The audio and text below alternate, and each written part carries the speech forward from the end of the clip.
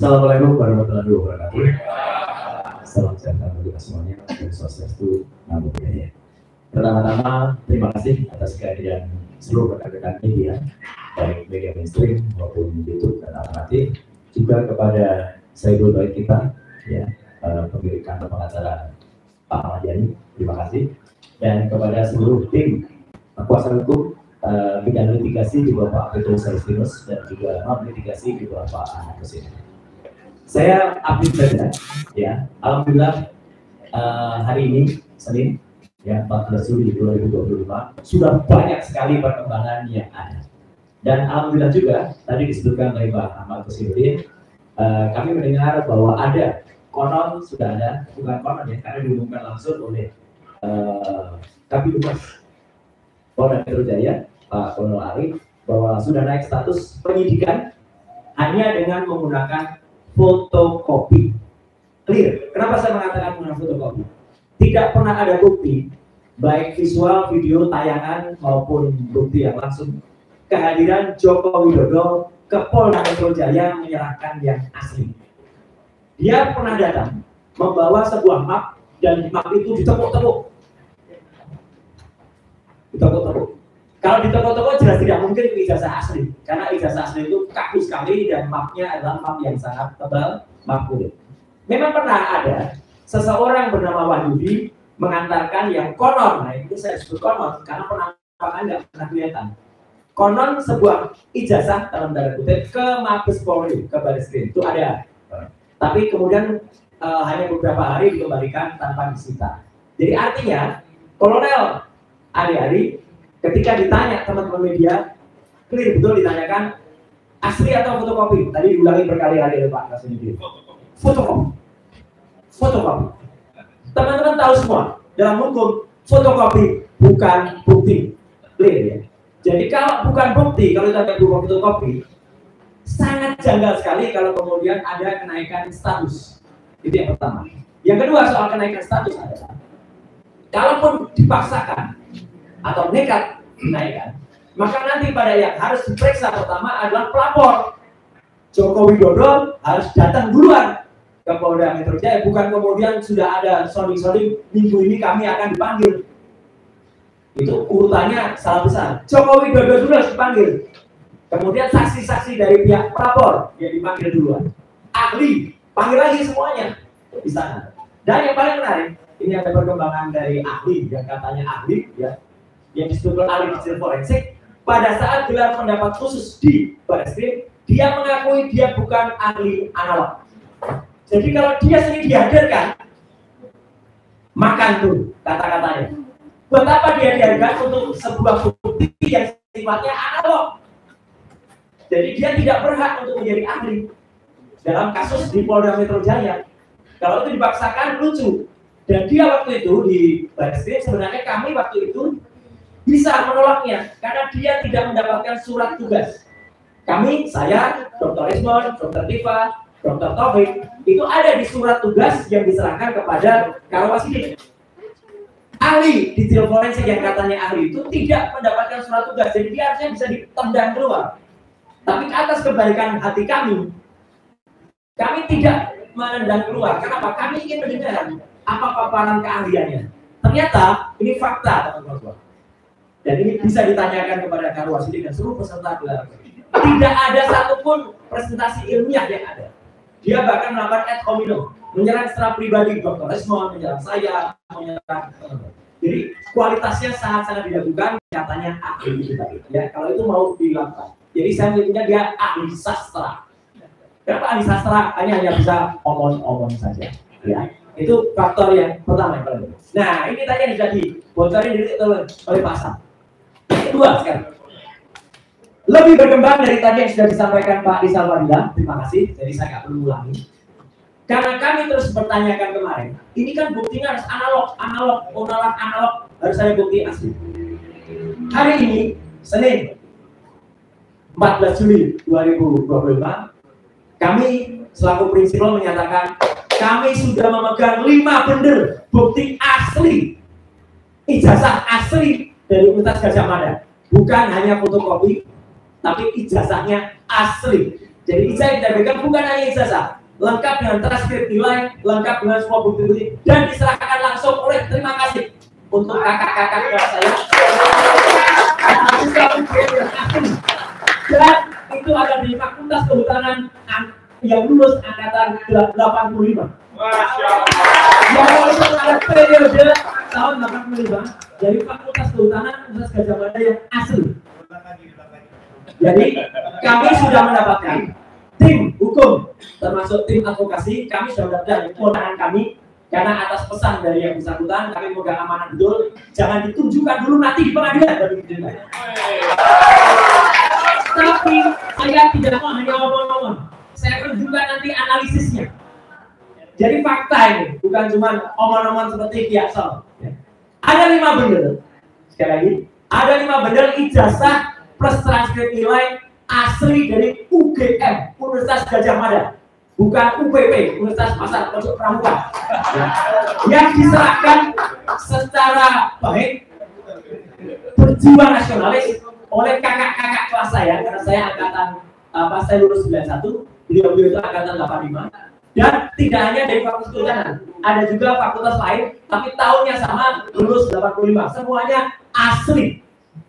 Dan apa bedanya? Ternyata perbedaannya sangat tajam dengan yang disebut ijazah miliknya Joko Widodo. Apa ketajamannya? Ini baru saya katakan. Saya sedikit contoh saja pakai ijazah saya sedikit ya. Ini ijazah asli saya. Ya, sebelah kanan kenapa buat itu? Ini nanti ada analisisnya, analisis saya. Ini ijazah saya tahun 91, 6 tahun setelah ijazah 85. Yang pertama di sini kalau diperhatikan ada yang namanya watermark di seluruh bidang ijazah yang dicetak di kertas. Ada tulisan Universitas Gadjah Mada, Universitas Gadjah Mada. Jadi di situ ada tulisan Universitas Gadjah Mada, Universitas Gadjah Mada. Tidak ada di ijazah ini. Clear. Tidak ada. Jadi watermark itu penting sekali. Saya sampaikan bukti ini semacam yang disampaikan Dr. Tifa kemarin sore, ya. Tapi tetap saya dengan Dr. Tifa tidak atau belum menunjukkan yang lembar aslinya dulu, karena itu akan di pengadilan. Tapi kami menunjukkan analisis. Yang kedua, ada yang namanya emboss. Itu dikatakan juga di review Dr. Tifa. Embossnya dari mana? Nanti saya ceritakan embossnya. Jadi emboss itu ada logo Universitas Gadjah Mada. Dan itu tidak bisa dibuat di pasar pramuka. Nggak mungkin. Ada emboss yang ada di situ, nembus sampai belakang. Yang ketiga, ada benang kertasnya. Jadi kertas ini genuine. Ada benang kertasnya. Saya bisa tunjukkan di ijazah asli milik saya. Mohon maaf kalau Anda lihat nama saya kok tidak mirip ya. Kok di situ terbaca Suryo Udoro. Kan saya Suryo Noto Dibrojo. Iya, Bapak Ibu, saya mendapatkan pergantian nama dari Roy Suryo Udoro menjadi KRT Roy Suryo Noto Dibrojo. Asli juga itu. Dari Keraton Pakualaman. Keraton Pakualaman dan Keraton Jogja gelarnya tidak bisa dibeli. Asli. Lain dengan seseorang dari pasar pramuka yang tiba-tiba jadi KPH. Pangeran Haryo. Pangeran Haryo dari mana dia? Ya, atau ada orang yang tiba-tiba namanya Pangeran Mangkubu. Pangeran dari mana dia? Ya, itu ya. Jadi jangan menyoal soal nama. Yang ketiga, ada logo di tengah dengan tinta tertentu. Yang tinta itu unik. Kadang-kadang tinta itu tembus sampai belakang kalau yang di aslinya. Karena tinta itu terbuat dari barang yang mahal. Itulah ijazah asli. Dan yang kelima, ijazah saya sudah tidak ada. Tetapi di ijazah tahun sampai dengan tahun 85 memang masih ada yang namanya meterai. Meterainya nilainya tertentu. Kalau nilainya salah berarti ijazahnya palsu. Tahun 85 nilai dan warna meterainya adalah saya sembunyikan dulu untuk bukti nanti di pengadilan. Nah, jadi teman-teman ada 5 kategori perbedaan ijazah asli milik 5 bundel. Sahabat-sahabat, maaf, kakak-kakak kelas saya alma mater, yang se-alma mater dan Gajah Mada, yang sekali lagi terima kasih kakak-kakakku, Anda telah benar-benar dan ini undangan juga terbuka untuk semua aktivis, semua alumnus Gajah Mada. Silakan kalau Anda ingin menyerahkan itu, boleh ke kuasa hukum, boleh ke kami, boleh ke Dr. Resmond, atau juga ke Dr. Tima. Ya, itu kami akan simpan sebaik-baiknya dan kami akan rawat sebaiknya. Nah, sesuai dengan janji saya kepada Anda, saya lakukan juga uji sekaligus jawaban semua. Ada seorang yang katanya ahli, tapi tidak bisa mengatakan dia hanya nggak bisa aja pakai ELA, tapi dia bilang ELA tuh nggak bisa untuk uji digital. Mas, ngaku aja kamu nggak bisa ELA.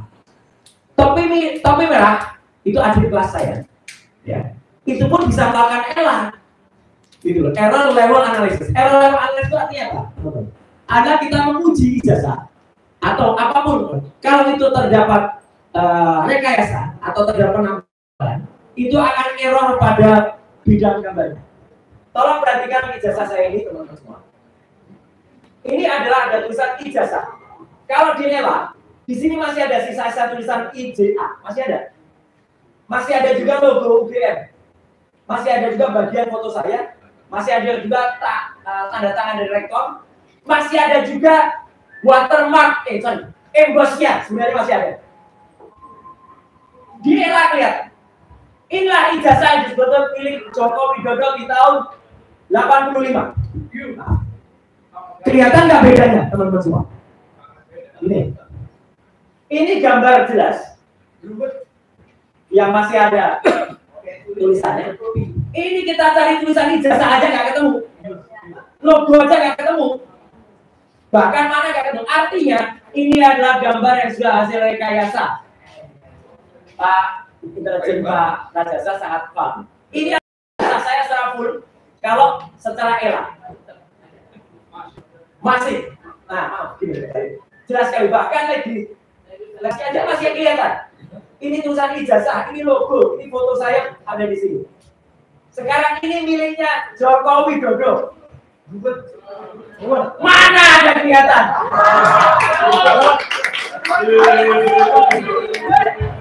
Tidak ada sama sekali. Tidak ada. Sama sekali. Tidak kayak orangnya. Enggak, ya. Kita enggak tahu, tapi tidak ada. Dan hasil analisis ELA ini saya pertanggungjawabkan kepada dunia akhirat. Allahu Akbar. Tidak ada hasil pada lembar yang disebut miliknya Joko Widodo. Tidak otentik. Bukan identik. Dan saya sudah mohon izin. Saya tidak tampilkan aslinya, tapi saya tampilkan analisis ELA-nya. Ini adalah ijazah asli Angkatan 85 Fakultas Kehutanan seangkatan dengan Joko Widodo. Wow. Masih kelihatan. Tulisan ijazahnya ada, bekas logonya ada, kemudian watermarknya juga masih ada. Ya, yang 5 juga sama. Yang 4 lainnya juga sama. Aslinya ada. Jadi saya tidak hanya berani menunjukkan analisisnya, saya tidak hanya berani menunjukkan digitalnya, analognya ada, dan ijazah itu asli semuanya, diserahkan langsung oleh masing-masing yang bersangkutan kepada kami, ya, dan itu siap untuk dipertanggungjawabkan. Artinya apa? Ini ada benda bukti yang menambah, jadi tidak mengurangi, Pak.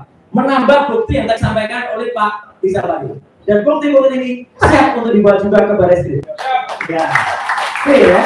Nah, kemudian sedikit Pak Kolonel Pak Chandra Rajasa bisa menyampaikan. Saya pun tidak hanya omong-omong. Saya terjun langsung ke pasar pramuka. Buktinya ada di salah satu TV nanti malam. Tayangannya namanya Depo Investigasi. Dan akan saya presentasikan lusa di acara namanya Rakyat Bersuara. Bersama Dr. Deva dan bersama Dr. Taufik. Jadi kami akan cerita detail banget soal ini. Artinya apa? Nanti Pak jelasin saja. Saya juga sudah mendapatkan bukti temuan. Yang namanya, saya sulit nyebutnya profesor ya. Karena profesor kok hanya 2 bulan. Dia dapat profesor itu 2 bulan dan itu dia ngaku sendiri. dari tukang sapu jadi profesor. Profesornya hanya 2 bulan. Ya. Nah itu, yang itu pun kalau di halaman dikti di website dikti itu juga nggak jelas, karena katanya di bukan pasar pramuka tapi di Mustafa Beragama, tapi ada yang nyebut S2-nya di kampus lain. Jadi nggak jelas itu dia sekolah itu. Dan dia jelas betul masih menyelenggarakan acara halal bihalal di belakang pasar pojok pramuka. Jadi bohong kalau dia mengatakan dia tidak pernah lagi ke pasar pramuka sejak tahun 2022. Dia masih 1 Mei 2025. Jadi masih beberapa hari yang lalu menyelenggarakan. Dan menariknya, di antara orang-orang yang datang itu pasti 5 diantaranya terlibat dengan pembuatan ijazah palsu ini. Clear. Tinggal pengakuan saja. Nanti cara-cara dari intelijen, cara-cara dari teman-teman semua itu akan bukti dengan cara elitisasi, dengan cara wawancara, dan cara. Tapi yang jelas mereka sudah mulai ketakutan karena bukti-buktinya sudah mengarah. Makanya pasar pramuka itu habis, sudah kalau menurut saya tapi kata mereka dibakar pada akhir 2024 ya. At last but not least, Bapak Ibu, kita sekarang memang sedang tampak seperti bermain catur. Ini ada gambarnya catur. Siapa yang cepat, siapa yang menang. Tapi kita semua sedang melawan sesuatu yang sangat jahat. Yang sangat jahat adalah yang mengaku sebagai Jawa.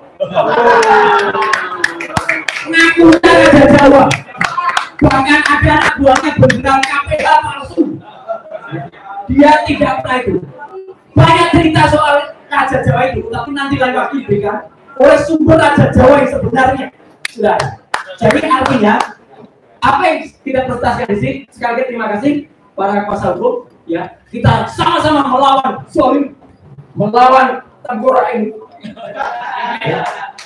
Jahat ini adalah Raja Jawa yang palsu dan itu sudah merusakkan Indonesia dan harus kita lawan. Sekian, terima kasih. Assalamualaikum warahmatullahi wabarakatuh.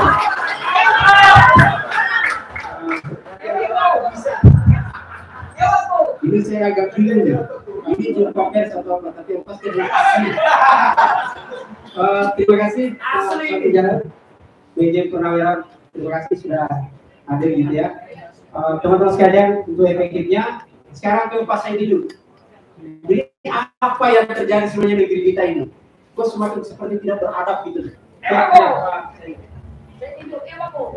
Assalamualaikum warahmatullahi wabarakatuh. Saya pikir bangsa Indonesia harus menyimpan semua dokumen elektronik dari ini. Diselamatkan karena di titik itu sangat yang